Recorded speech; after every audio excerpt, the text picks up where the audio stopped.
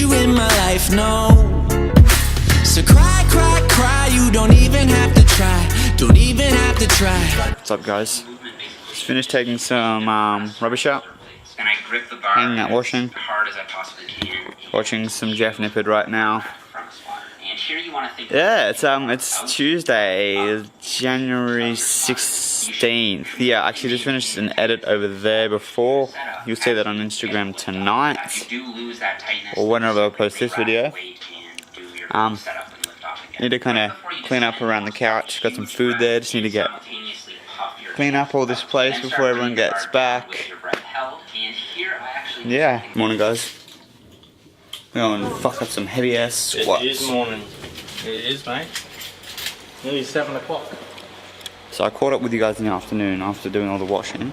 But we're gonna keep this workout nice and raw for the remainder of the video. The video will finish after this. But I got to go smash some fucking legs. So yeah. Alright, guys, welcome back to another voiceover. It's definitely been a while since we've done one of these. It's kind of good. So as you can see, I was just when I'm warming up initially, it's good to actually obviously do a bit of dynamic warming up prior to actually starting a session. Did a few kicks and stuff, obviously didn't film it, and then started off with just doing some primer sets and kind of, you know, acclimating up into working sets. Now today was this is my overreaching week, so it's actually 15 total sets per workout. Today's one was 2 sets of 9 on squats. This is you're seeing my first set of squats right now. Obviously, you shouldn't always be emphasizing constant tension all the time, because I mean it's a good overloading technique, but you don't always need to be doing that to like achieve maximum hypertrophy. Volume is definitely king when it comes to this, so if it means you have to take a minute or to do the set instead of 45 seconds to actually get the required reps, I do recommend doing that, especially if you don't want form to break down, you don't want to lead to injury or anything like that. Yeah, definitely.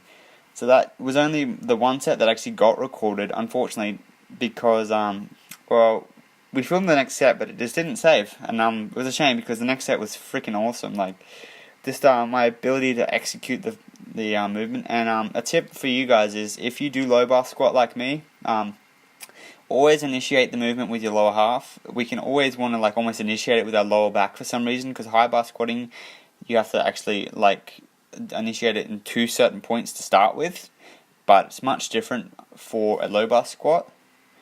But as you can see, Josh does high bar squat, and his technique is obviously a lot different to mine. He did 90 first, and then he's doing 100. Now 90 kilos for me is nothing really.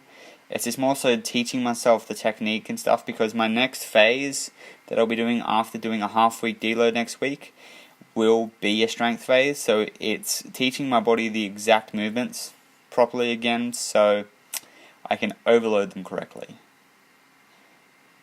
Yeah, that's pretty cool. I've just been doing front squats the last few mesocycles, trying to really work on like quad development. I've also been getting obviously sufficient like hamstring and glute like volume in, but this one specifically has been very, very focused on hamstring and glute development. So I'm doing stiff leg deadlifts here. A common misconception with this is that you need to go excessively on the range of motion. Now it's just so wrong. With stiff leg deadlifting, and like if it's dumbbell or if it's with the bar, what you should actually be doing is going to the point where you actually feel the full stretch in your hamstring. If you start to notice an engagement of your lower back in it, and noticing that it's rounding, you're actually going farther than you need to. And once you actually begin to engage your lower back a little bit more, you actually lose at least from what research has shown, you actually lose a decent amount of activation that you're actually getting in your hamstrings, and you're not getting as deep as a contraction. Now, Josh has a little bit more flexibility in his hamstrings, but one thing that we did actually discuss after this a little bit more is, because he was feeling it a little bit in his lower back, he did mention it when we were doing the leg press, and it's just more so just critiquing his form a little bit, just to stop the range of motion just a little further up his leg so he's not going as far. You'll notice that, well, obviously when a a belt's worn, particularly in that angle, you cannot notice whether or not a back is rounded or not. You can't. But his second set, both of our second sets were great. Our third sets were also really good. Only one of my sets did actually get filmed, which is fine. I don't need all my sets filmed or anything just for this voiceover. But honestly, it was a great workout. It was fucking difficult, guys. But I just love how difficult things like this actually get. Like we did 4 sets on the leg press. Now, my MIV on leg press and stuff is actually pretty high, like the amount of volume I can take on it. And it's not due to activation, it's just due to what muscles get recruited. But it was 4 sets of 10 on here with 6 plates aside.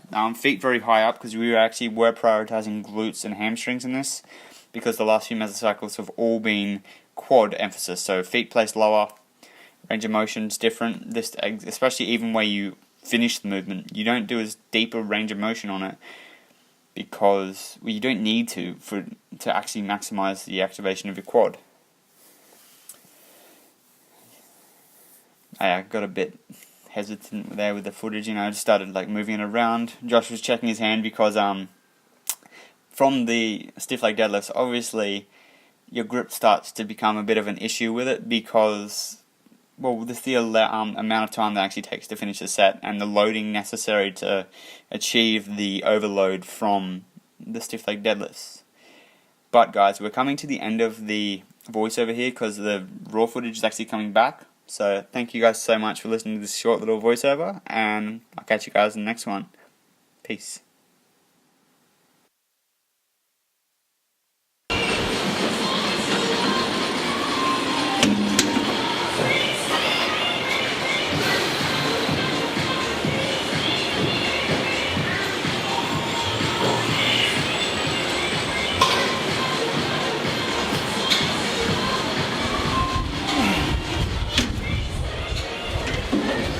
Right guys, so I'm in for legs right now. I'm just doing the leg press. Josh is just leaving for work, so now I'm actually just going to put the camera away because otherwise I'm just not going to get any footage. So I'll see you guys when I get home. Alright guys, back at the house. Got post-workout meal. We got 90 grams of cream of rice and 30 grams of whey. We've got some cereal in this because my bowl's not big enough, and got to get the extra carbs in. It's about 140 carbs in this one meal, but you do want to obviously prioritize your carbohydrate intake mostly around your training because you want to maximize glycogen replenishment whilst you can, because you want to actually recover and be able to train. But anyway, gonna sit down and enjoy this as I am. Watch some Netflix right now, and I'm actually gonna go pick up a micro SD soon because got a new GoPro, so need to go and get one of those so I can go and use it upstairs.